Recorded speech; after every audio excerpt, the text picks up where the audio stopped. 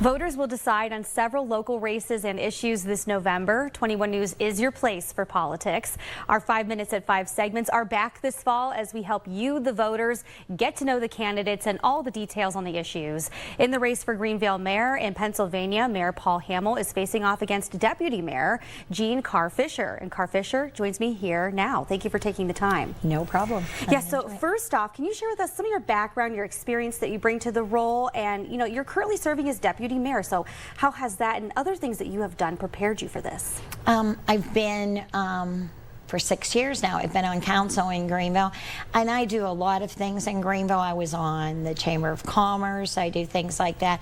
I've been a manager of a business, seems like all my life. So I've gotten very close to Greenville and learned a lot about what it takes. When I first went into council, I was a little scared because I didn't really know. You have to learn that there's a lot. And then they voted me deputy mayor, which was really exciting. And those are the kinds of things that I've been doing. I, for 9 years, ran Heritage Days, which is a big thing in Greenville. And I also was chair of a committee that redid our fountain in Central Park. Yes, so I'm very into the community. You served in a variety of capacities. Why are you running, and maybe what are your top goals if you're elected? Okay, I'm running because I think it's time for us to have a change.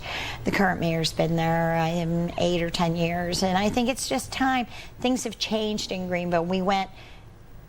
During the time I've been on council, we went from being in Act 47 to getting out of Act 47, and Greenville's had a lot to deal with. We had, you know, when the factories were gone and things like that.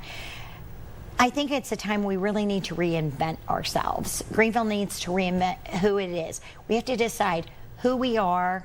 We're a great community. I would invite everybody to come live in Greenville because it's great.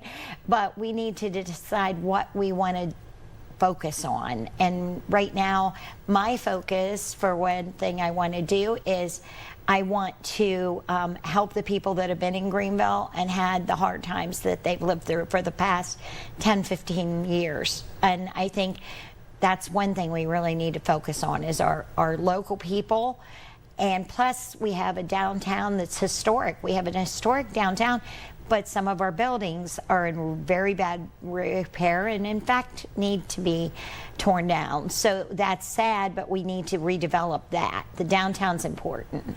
And is there anyone or any department, in your experience as deputy mayor, that needs more financial assistance from the state or the federal government? Anywhere where you think, okay, we're seeing inflation, we could use some support to work on some projects throughout the city? Well, I think just about when you just came out of Act 47, just about everything.